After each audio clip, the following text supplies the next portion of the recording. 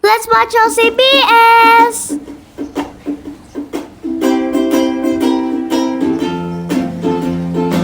Tara!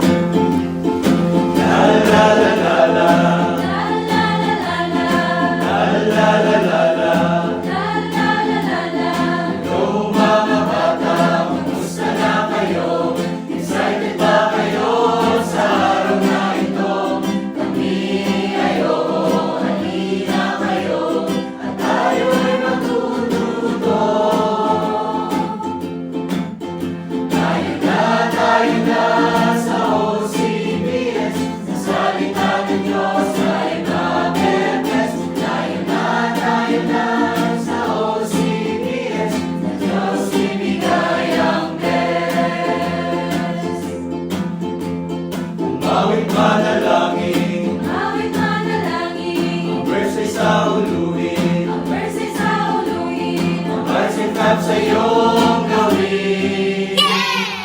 Lalong-lalo na, habang bata ka pa, si Kristo ay tanggapin. Tayo na sa OCBS, sa salita ng Diyos ay mabibigkas. Tayo na sa OCBS, sa Diyos ibigay ang best. Tayo na sa OCBS, sa salita ng Diyos ay mabibigkas. Tayo na sa OCBS, sa Diyos ibigay ang best. Sa Diyos ibigay ang best. Sa Diyos ibigay ang best.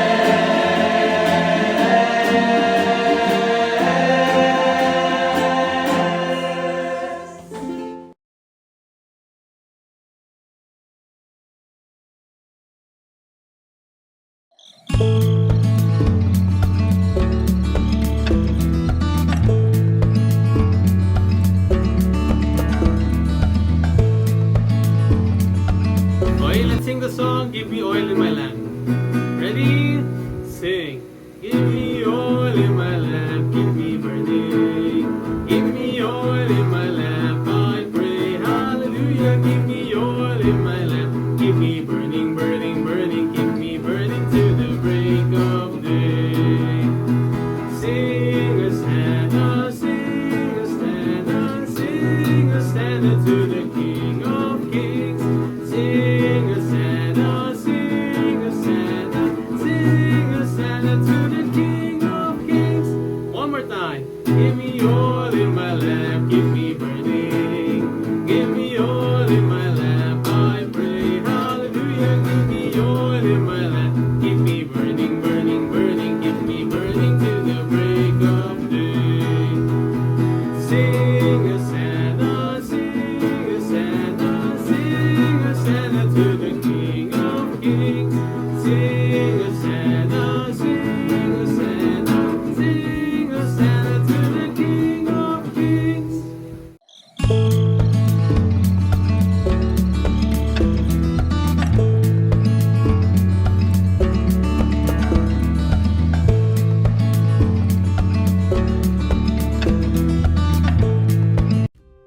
OCBS Storytelling! Magandang araw mga bata at welcome sa online Children's Bible Study. Ako si Teacher Erica at tayo ay mag-aaral ng Biblia, ang salita ng Diyos. Simulan natin sa pamamagitan ng panalangin. Panginoon, salamat sa pagmamahal at pag-iingat mo sa amin. Patawarin niyo po kami sa aming mga nagawang kasalanan at tulungan niyo po kaming makinig at matuto tungkol sa pagpipigil sa sarili ayon sa Biblia. Sa pangalan ni Kristo Jesus, Amen. Temperance, self-control, or being prudent. Sa Tagalog ay pagpipigil sa sarili, pagkamaingat. Ang ating story ay mababasa sa Biblia sa Genesis chapter 25 verses 29 to 34. Ang title ng ating story ay Esau, or Esau sells his birthright. Simulan na natin ang kwento. May dalawang magkapatid, sila ay kambal. Ang unang pinanganak ay si Esau. Siya ang panganay. Sumunod naman ay si Jacob. Si Esau bilang panganay ay makakakuha ng pagkapanganay na ipinangako ng Diyos mula pa kay Abraham. Si Esau ay naging isang magaling na mangangaso or hunter na gustong palaging sa labas ng bahay. Habang si Jacob ay gustong palagi sa bahay, sa loob ng bahay. Isang araw, umalis si Esau sa isang mahabang paglalakbay sa pangangaso o paghunting. Si Jacob ay nasa bahay lang at nagluluto ng nilagang lentil. Dumating si Esau na gutom at pagod na pagod sa kanyang paglalakbay sa pangangaso. Ang sabi niya kay Jacob, "Bilisan mo! Pakainin mo ko ng pulang nilagang iyan. Gutom na ako." Ang sabi naman ni Jacob, "Aba, ibenta mo muna sa akin ang iyong karapatan na pagkapanganay." Ang sabi naman ni Esau, "Tingnan mo, malapit na akong mamatay. Ano ang silbi ng pagkapanganay sa akin?" Ang sabi naman ni Jacob, "Aba, sumumpa ka muna or mag-swear ka sa akin na ibibenta mo ang iyong pagkapanganay." Kaya't sumumpa si Esau kay Jacob na ibebenta niya ang kanyang pagkapanganay. Binigyan ni Jacob si Esau ng tinapay at nilagang lentil. Siya ay kumain at uminom. At pagkatapos ay tumayo at umalis na. Walang halaga kay Esau ang kanyang pagkapanganay. Gaya ni Esau, ano ang pwedeng mangyari pag tayo ay nawalan ng temperance o pagpipigil sa sarili?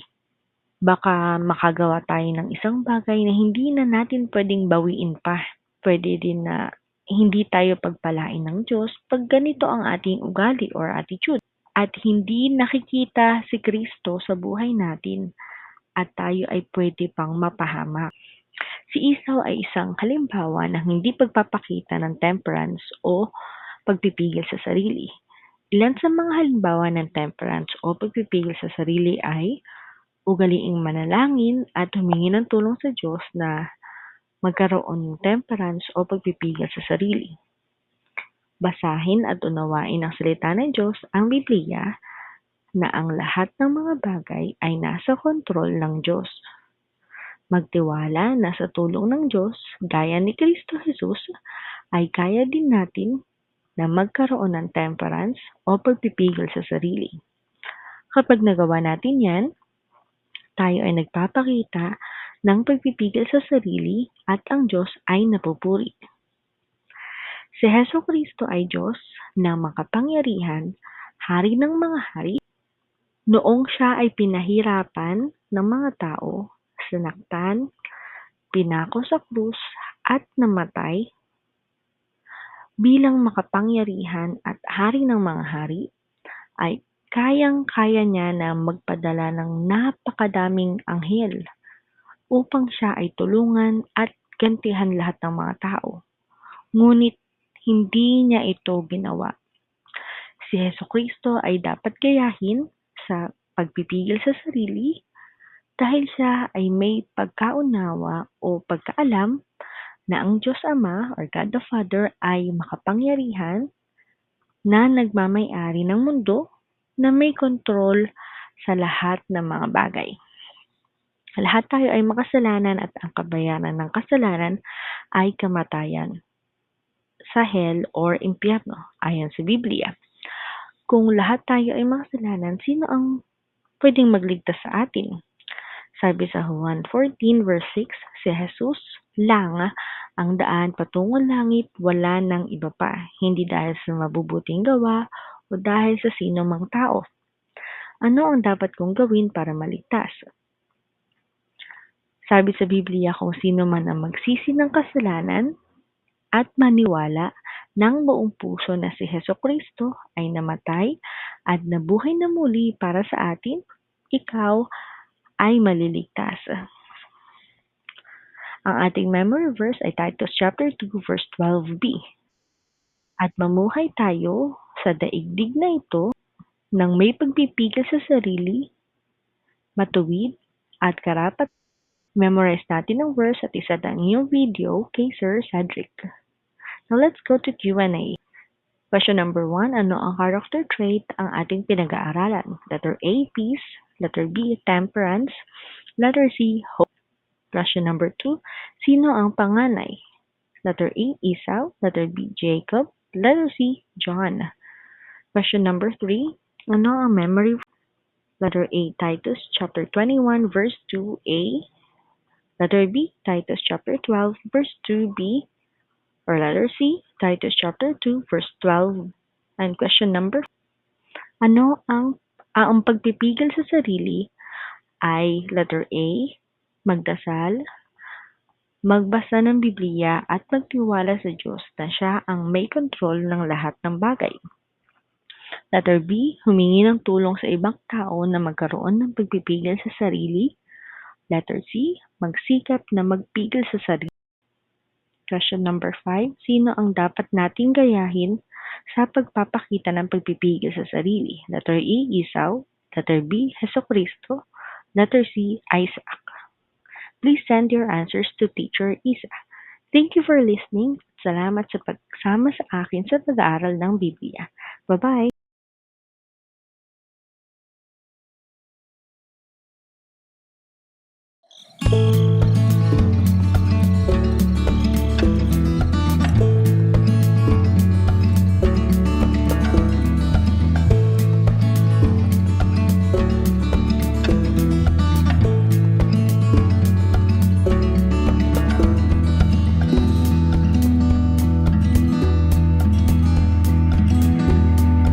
Okay, let's sing the song, I've Got Joy.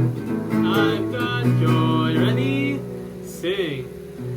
I've got joy down in my heart. Deep, deep down in my heart. J-O-Y down in my heart. Deep, deep down in my heart. Jesus gave it to me. And no one can destroy it. Destroy, destroy, destroy.